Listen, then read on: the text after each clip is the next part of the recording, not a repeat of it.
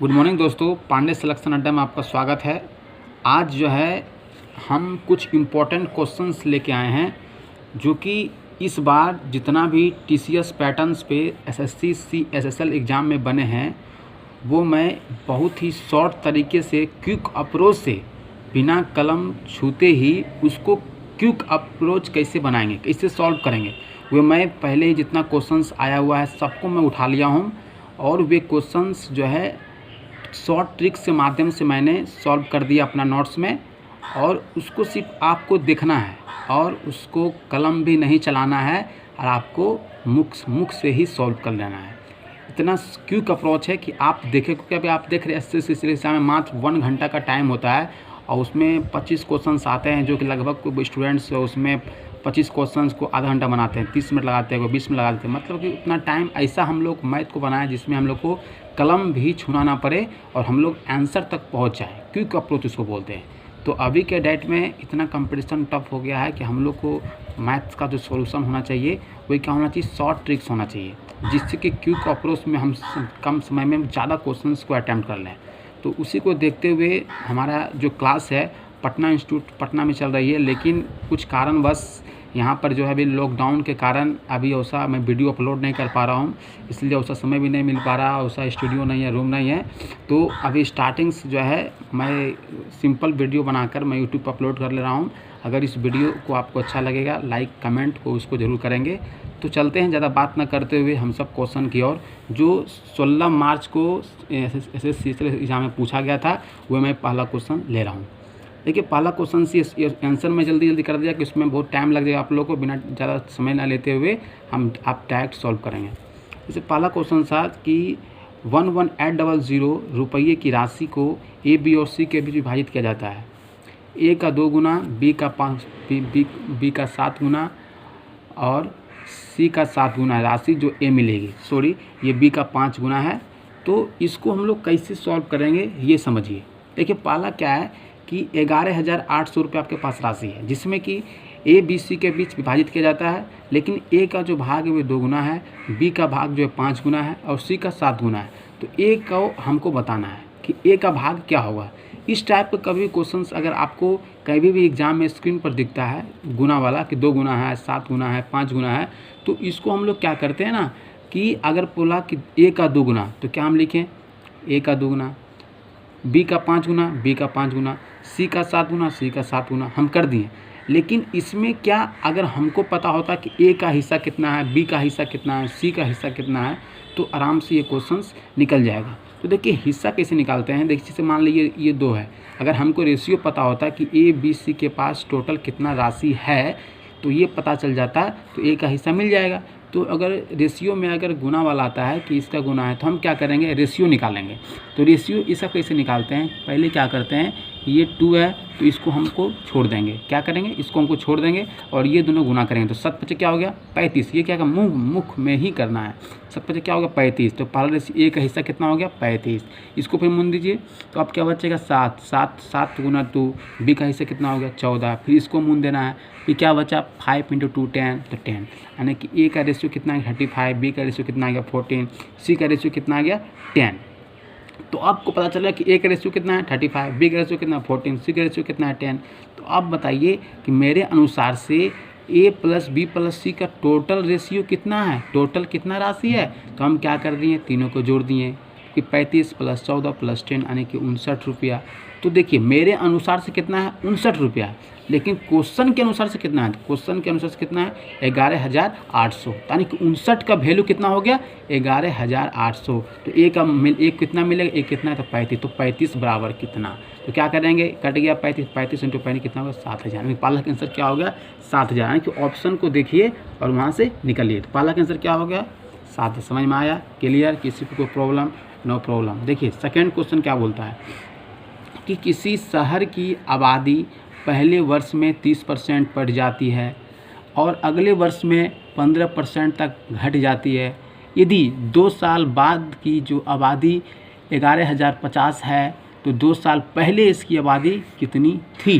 देखिए इस क्वेश्चंस को हम बनाने के लिए क्या करेंगे, पहले क्या बोलता है 30% बढ़ जाती है। तो हमेशा फ्रैक्शन वैल्यू हमको पता होना चाहिए। 30% बराबर क्या होता है 30/100, क्या हो जाएगा 30/30 कितना होता है 100 यानी 3/10। इसका फ्रैक्शन वैल्यू कितना हो गया 3/10। फ्रैक्शन वैल्यू कितना हो गया लिखेंगे नहीं, ठीक है। ये फिर 3/10 तो 3 नीचे कितना आया था 10, ऊपर कितना 3। तो इस रेशियो को हम लोग क्या बनाते हैं कि नीचे कितना है 10, यानी कि पहले मेरा आबादी कितना था 10, लेकिन अब कितना हो गया 3 बढ़ गया। देखिए ऊपर जो फ्रैक्शन वैल्यू रहेगा नीचे में तो पहले था, ऊपर क्या हो गया प्रॉफिट गेन कितना बढ़ा, तो ऊपर हम लिखे यानी कि पहले आबादी मेरे पास कितना था 10, लेकिन अब कितना हो गया, तो अब हो गया 13, यानी कि पहले 10 था अब कितना हो गया 13। इसका मतलब हुआ 30% बढ़ी। 30% का फ्रैक्शन वैल्यू मैंने बताया 3/10, तो पहले आबादी कितना 10 थी, अब कितना हो गया 13 हो गया। और अगले वर्ष में 15% तक घट जाती है। अब क्या हो रही है 15% घट जाती है। 15% का वैल्यू कितना होता है 15/15, 3 × 5 = 15, 20 × 5 = 100, यानी कि पहले आबादी अगर 20 थी तो अब कितना होगी घट गई। इसका मतलब कितना हो जाएगा 17, 20 - 3 17, ठीक है। तो अब हम क्या करेंगे, अब टोटल बढ़ी और घटी, तो बढ़ी और क्या हुई घटी, तो हम अब इसको क्या करेंगे गुना करेंगे, ठीक है। तो 20 × 10 कितना हो गया सर 20 × 10 कितना हो गया 200, यानी कि पहले के जो मेरा आबादी थी कितनी थी 200 टोटल आबादी थे, ठीक है। 20 × 10 कितना 200, टोटल आबादी कितना 200, और बढ़ा और घटा कितना, तो 13 × 17 कर देंगे। 13 × 17 का 221 हो गया, यानी कि मेरे अनुसार पहले आबादी थी 200, लेकिन अब कितना हो गया बढ़ने घटने से तो 221 हो गया। लेकिन कितना हुआ बढ़ा, कितना बढ़ा 200 से 21 बढ़ गया ना, 21 बढ़ गया। तो यदि इसके बाद क्या बोला कि यदि 2 साल के बाद आबादी कितना हो जाती है इतना, ठीक है 11,050, यानी कि बढ़ने के बाद घटने के बाद हुआ 2 साल के बाद मेरे अनुसार आबादी कितना हुआ 221। मेरे अनुसार से जो आबादी होता है वो 221 होता है, ठीक है निकले के बाद। लेकिन इधर से कितना आया था तो 2000, तो वही 221 का वैल्यू कितना दिया हुआ है 11,050, तो 2000 का वैल्यू कितना होगा, तो 221 कितना गुना है 50 गुना है, तो 2000 गुना 50 गुना कर देंगे, कितना आंसर आएगा 10,000। क्या वो क्लियर हो रहा क्या, देखिए क्विक अप्रोच इसको बोलते हैं। इसको मुख में ही बनाना है, ठीक है, इसको क्या करना है मुख में ही बनाना है, ठीक है। तीसरा क्वेश्चन क्या बोलता है कि एक आदमी को एक वस्तु बेचने पर 18% लाभ मिलता है।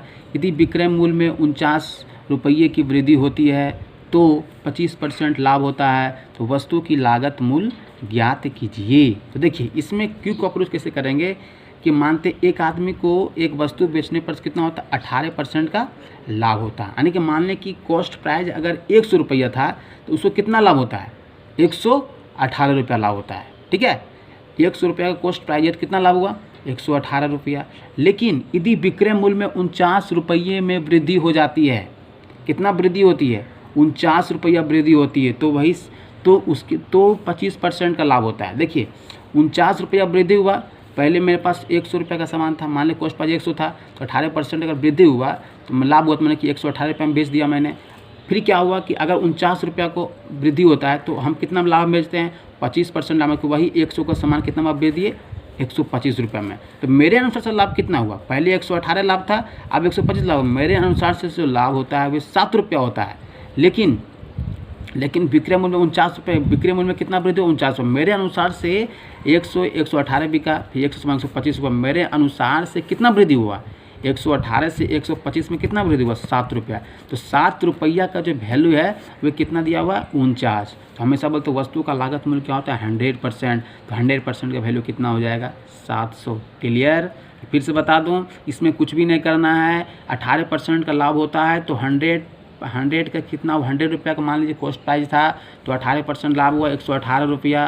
दूसरा बोलता है 25% का लाभ होता है, यानी 100 का सामान कितना में बेचा गया 125 रुपया। तो मेरे अनुसार से कितना वृद्धि हुआ 7 रुपया वृद्धि हुआ। क्वेश्चन के अनुसार कितना दिया हुआ 49, तो 7 की वैल्यू कितना है 49, 100 की वैल्यू कितना हो जाएगा 700। क्लियर, एनी डाउट कोई प्रॉब्लम। नेक्स्ट क्वेश्चन देखिए, ये आपका एसएससी का एग्जाम एमटी से पूछा गया था पिछला बार, उसको दिखा रहा हूँ। क्या बोला है कि वृत्त के बाहर किसी बिंदु पर P से 2 स्पर्श खींची जाती है जो वृत्त को बिंदु A और B पर स्पर्श करती है। यदि एंगल ए और बी 30 डिग्री है तो APB का मान बताओ। देखिए इसमें क्या करते हैं, एक सर्कल्स है, ठीक है, सर्कल्स में कितना दिया हुआ है 2 स्पर्श से खींचे गए। पहला एंगल कितना दिया हुआ है, देखिए बीच वाला कितना दिया हुआ है 30 डिग्री, यानी ए और बी अगर 30 दिया हुआ है, अगर 30 डिग्री दिया हुआ है तो हम जानिए कि एक सर्कल से उसमें अगर एक टेंजेंट बनाया हुआ टेंजेंट है और पी पॉइंट पे काट दिया है। क्या देखिए हमेशा यहाँ पे कितना डिग्री बनता है 90 डिग्री, यहाँ क्या बनता है 90 डिग्री। बस क्वेश्चन खत्म। 90 यहाँ बन गया, 90 यहाँ बन गया, 30 हो गया। ये क्या बन गया, क्वाड्रिलेटरल बन गया, चतुर्भुज बन गया। ठीक है, तो सबका वैल्यू निकाल दे, अब निकल जाएगा। और इसका मान कितना होता है 60 डिग्री होता है। तो 90 + 30 + 90 के बराबर कितना हो गया 210। 360 में 210 घटा दें कितना है 150, से क्या हो गया 150 रुपया है। बहुत ईजी क्वेश्चन था। देखिए 5वां क्वेश्चन क्या बोलता है, ये आपका SSCGL में एग्जाम में 5 मार्च को पूछा गया था। देखिए क्या बोलता है कि इफ़ a + b - 2 का होल स्क्वायर प्लस b - 5 का whole square plus a c + a - 5 का होल स्क्वायर बराबर 0, then the value of b + c का स्क्वायर प्लस c + b का होल b - 1 के वैल्यू आपको निकालना है। इस टाइप का क्वेश्चन कभी भी अगर दिख जाता है तो हमेशा क्या कीजिए ना कि उसको पहले आप वैल्यू पुटिंग कीजिए। ये क्वेश्चन किस पे बनाया जाता है, वैल्यू पुटिंग करके। हमेशा ही जब क्वेश्चन आपके पास दिखेगा तो क्या करना है, वैल्यू को पुट कीजिए और बना दीजिए। ठीक है, जैसे कि a + b b + c - 5, तो ऐसा क्वेश्चन दिया हुआ तो क्या कीजिए कि सब में क्या कीजिए a + b का मान कितना 2 पुट कर दिए। ठीक है, b + c का मान 5 कर दिए, c + a का मान 5 कर दीजिए। ठीक है, उसके बाद क्या करना है कि सब को हमको क्या करेंगे जोड़ देना है। सबको क्या करना है हमको जोड़ देना है। जैसे a + b = 2, p + c = 5, c + a = 5। ठीक है, तो सबको क्या करेंगे कॉमन ले लेंगे। तो 5 2 7 5 12। ठीक है, 12 आएगा। इसमें डबल बा a + b + डबल बा रिपीट हुआ तो 2 कॉमन आ जाएगा। तो a + b + c का मान आ जाएगा 6। जब a + b + c का मान आ जाएगा 6 तो c का मान निकल जाएगा, b का मान निकल जाएगा, a का मान निकल जाएगा। ठीक है, निकल जाएगा। उसके बाद क्या कर देंगे b + c c + b - 1 का वैल्यू पुटिंग करके हम लोग निकाल लेंगे। तो इसका आंसर क्या हो जाएगा रू। इस क्वेश्चन जिसको समझ में आएगा आप लोग कमेंट जरूर कीजिएगा, इसलिए क्वेश्चन को अपने खुद से बनाइएगा, समझ में आएगा कमेंट करेंगे। देखिए सेकेंड क्वेश्चन क्या बोलता है कि एक समबाहु त्रिभुज का क्षेत्रफल 36√3 सेंटीमीटर स्क्वायर है, त्रिभुज की परिधि ज्ञात करें। देखिए हम लोग को पता है एरिया कितना होता है √3/4a²। इसका वैल्यू कितना दिया हुआ है 36√3। ठीक है, तो यहाँ पर क्या हो जाएगा कट जाएगी √3 कट जाएंगे। ठीक है, कट जाए तो a² का मान कितना आ जाएगा, a² का √144 आ गया। तो a का मान निकल गया कितना 12। पेरीमीटर निकालना तो क्या होता है 3 × साइड। ठीक है, 22 यानी 36 सेंटीमीटर हो जाएगा आंसर। ये बना लीजिएगा खुद से। ठीक है, ये क्वेश्चन आया था SSCGL में आया हुआ है। इस देखिए यहाँ दिया हुआ cos 40 बटा sin 50 cosec 50 sec 40 ये बनाना है। ठीक है, इसको आप लोग खुद जहाँ पर देखिएगा जैसे cos 40 sin 50 का उसका डायरेक्ट हो जाएगा 1, 50 40 जहाँ दिखेगा डायरेक्ट हो जाएगा 1। ठीक है, cos 40 - 4 यहाँ पर देखिए इसका वैल्यू क्या हो जाएगा 4 है, यहाँ पे कितना है कोसिक है। ठीक है, तो इसका मान क्या हो जाएगा डायरेक्ट हो जाएगा, इसका हो जाएगा 1। ठीक है, cos 40 एंड cosec 40 हमें डायरेक्ट हो जाएगा 1, तो क्या ना 2 - 2 हो जाएगा। ठीक है, इसको आप लोग खुद से बना लीजिएगा। अब देखिए एक लास्ट क्वेश्चन है जो वेरी इंपॉर्टेंट क्वेश्चन है। ठीक है, देखिए इसमें कंसेप्ट देना जाते हैं कि एक वस्तु की चिन्हित कीमत 888 रुपया है। एक दुकानदार उस वस्तु पर 22% का छूट देता है और फिर भी 11% का लाभ कमाता है, तो वस्तु का लागत मूल्य ज्ञात कीजिए।